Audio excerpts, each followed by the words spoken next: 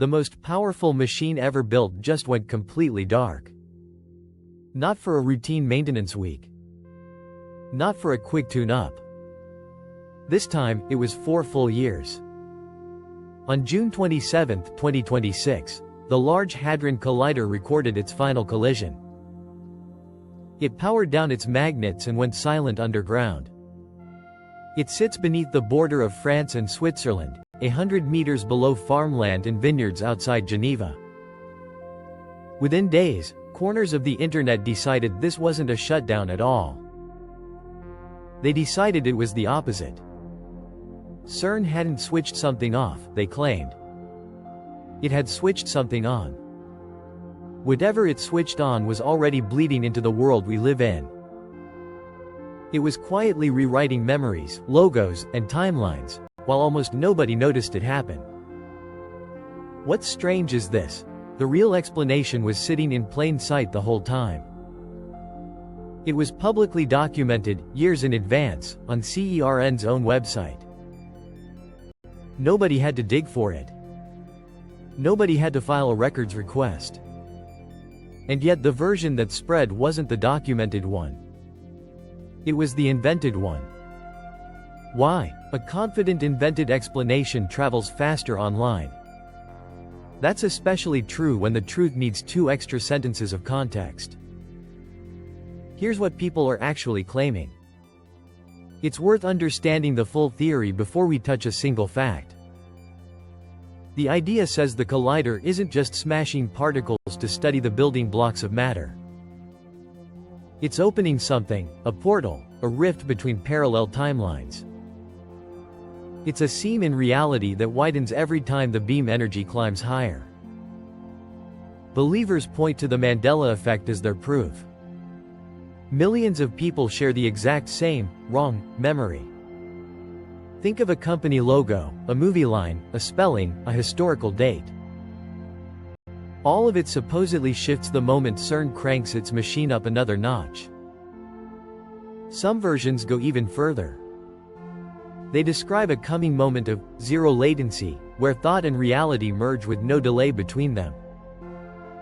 It's essentially manifested telepathy, powered by physics equipment buried under the Alps. It's a story with a hidden machine, secretive scientists and lab coats. It's a universe quietly rewriting itself, while nobody's watching closely enough to catch it. This isn't the first time a CERN experiment has triggered this exact kind of panic. Back in 2008, right before the LHC's first startup, a wave of genuine fear spread. People believed the collider would create a black hole capable of swallowing the planet. Lawsuits were filed. News outlets ran anxious segments. None of it happened.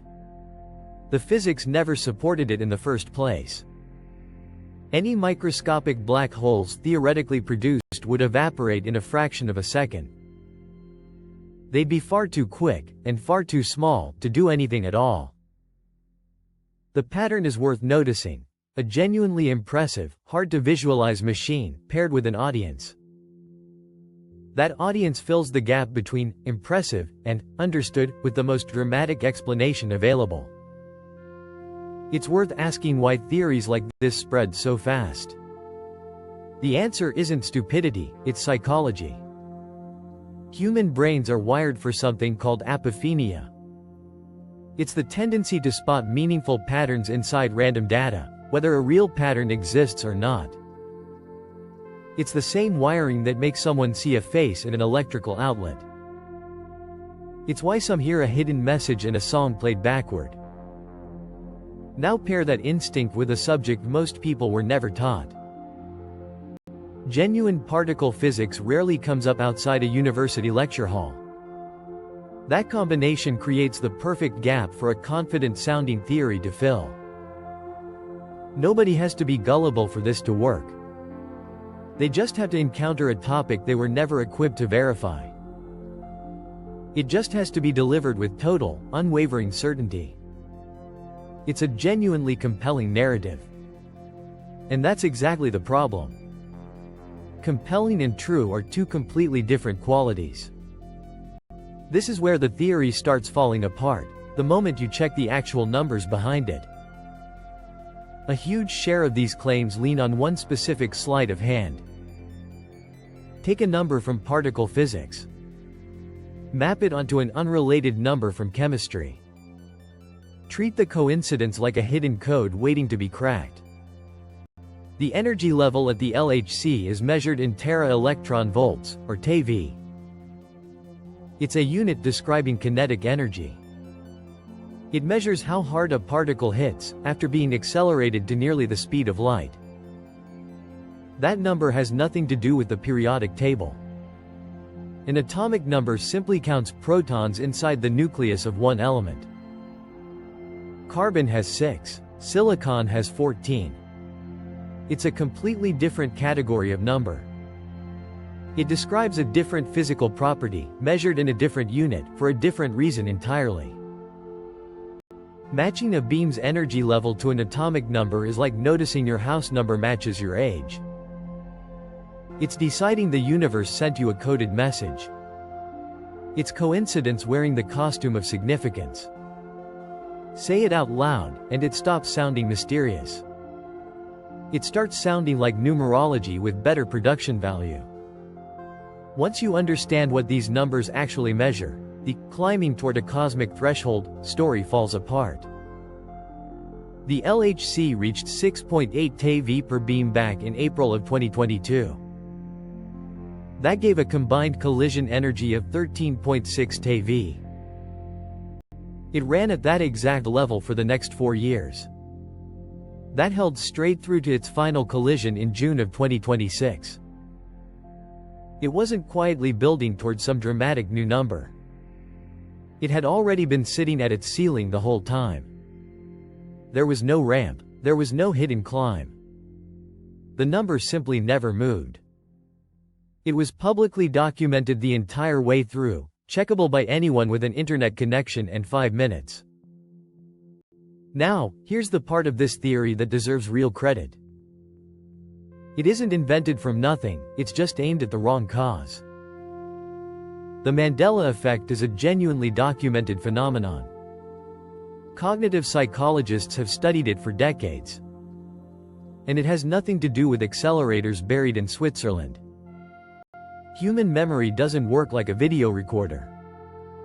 It doesn't store a perfect, untouched copy of an event. Every time you recall something, your brain reconstructs it from scattered fragments. In that reconstruction, small details quietly drift. They get filled in by expectation. Contaminated by things you've seen more recently. Reinforced by other people's confident retellings of the same wrong detail online. Researchers call this process confabulation. It's been documented in psychology literature long before anyone connected it to a physics laboratory. And it explains why entire online communities can misremember the exact same detail, the exact same way. Large groups sharing one false memory isn't evidence of a fractured timeline. It's evidence that human brains, faced with ambiguous information, fill in the gaps in remarkably predictable directions. So the effect people point to is genuinely real. The explanation they've bolted onto it is not. Confusing the two matters. It's exactly how a real psychological phenomenon gets repackaged online as secret proof of physics gone wrong. You've probably experienced a version of this yourself. Maybe you'd swear a cartoon bear wore a bow tie. Or a famous film scene had a line it never actually contained. Or a country's outline on a map sat differently than you remember drawing it in school. These aren't random glitches in the universe. They're the predictable output of millions of brains reconstructing the same ambiguous memory. They land on the same plausible but wrong version. That version gets reinforced the moment someone else online confidently insists they remember it the same way. Confidence spreading between people isn't evidence. It's just confidence multiplying. So what is this machine actually built to do? The Large Hadron Collider is a 27-kilometer ring. It's buried up to 175 meters below the surface. It's lined with more than 9,000 superconducting magnets, cooled to nearly absolute zero with superfluid helium. Its job? Take protons, accelerate them to within a fraction of the speed of light. Then smash them together at 4 points around the ring. Massive detectors, the size of apartment buildings, capture the resulting spray of debris. Every collision recreates, for a fraction of a second, conditions from just after the universe began. That's not poetic language for something mystical. It's a literal, mechanical description of what the machine does. It runs around the clock, generating roughly 140 terabytes of data every day. That's more information in a day than most mid-sized companies produce in a year. And the actual results, no supernatural claims needed, have been genuinely staggering. In 2012, the LHC confirmed the Higgs boson, the particle that gives other particles mass. That closed out a search running for nearly 50 years. Since then, researchers have identified nearly 80 new types of hadrons. These are composite particles built from combinations of quarks. None had confirmed existence before this machine found them, one by one, buried in petabytes of data. None of that required a rewritten timeline. It required over a decade of work. More than 10,000 scientists worked on it, across more than 100 countries. The engineering effort is so precise. Its magnets need to be cooled to nearly 2 degrees above absolute zero, just to function. Which brings us to what's actually happening this month, while a completely different story spreads across social feeds. The shutdown behind this whole rumor cycle is officially called Long Shutdown 3. There's nothing hidden about it. It's been planned and scheduled for years, sitting right on CERN's own operations calendar. The goal is to build the High-Luminosity LHC. And here's the detail almost nobody online mentions clearly. This upgrade doesn't increase collision energy at all. The beams will still run at 13.6 TeV, the same level since 2022. What changes is luminosity. That's how many collisions happen per second inside each detector, not how hard any single collision hits. Engineers are targeting 5 to 7.5 times more collisions per bunch crossing than before. That means dramatically more usable data. It means far more chances to catch rare events. Some of those occur once in every few billion collisions.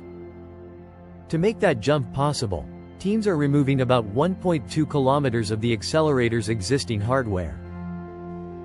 They're replacing it with new equipment. The new magnets use a different superconducting material, capable of generating stronger magnetic fields. There are also new devices called crab cavities.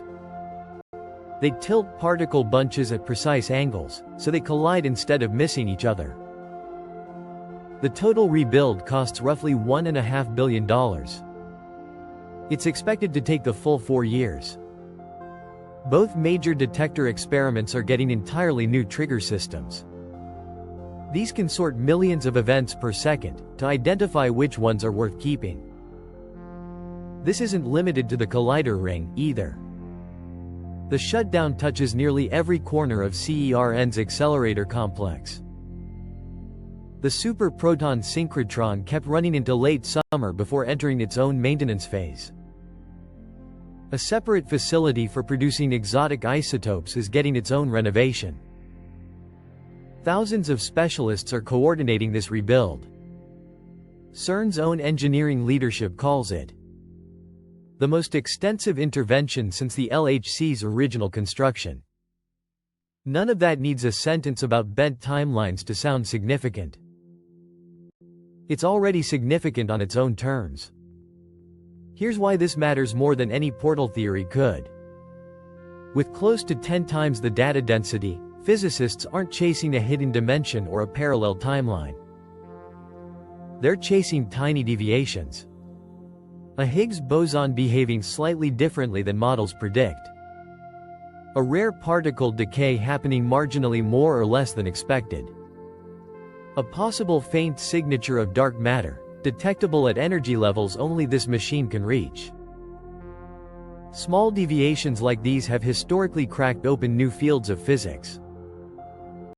It's the same way tiny anomalies in orbital mechanics once led astronomers to discover Neptune. That happened decades before anyone directly observed it. There's a longer arc worth knowing, for perspective. This collider has run 3 full experimental seasons since 2008. The current shutdown was actually pushed back more than once. It was delayed further to squeeze extra data from the existing setup. That's not the behavior of an institution hiding something. It's the behavior of one reluctant to stop collecting data. The High-Luminosity LHC is scheduled to restart in 2030. And there's already a major decision coming in 2028, on an even larger successor machine. It's a proposed ring nearly 100 kilometers around. It could collide particles at roughly 7 times higher energy. It would begin as a precision Higgs boson factory. Eventually, it would step up to full proton collisions decades from now. So the real story was never a machine-bending reality. Nobody checked the actual numbers behind that claim. It's a 4-year, billion-dollar rebuild of the most precise instrument humans have ever built. It's aimed at catching signals so faint, a single misaligned magnet could bury them in noise. Theories like this one follow a familiar, repeating shape. Take something impressive and hard to visualize. Strip out the actual mechanism behind it. Replace it with something more dramatic, something that needs zero verifiable evidence to hold together. None of this makes the machine less strange. Sit with the real numbers, not the invented ones. A ring of magnets colder than deep space. Buried under 2 countries. Recreating conditions from the first fraction of a second after the universe began. Run by 10,000 people who spent a decade chasing a particle nobody had ever seen. That's not a smaller story than a portal. It's a bigger one, and it happens to be true. This machine never needed a rift or a hidden agenda. It was already one of the most remarkable things humans have ever built. It just needed people willing to look at what it actually does. Not what a caption online claims it's secretly doing.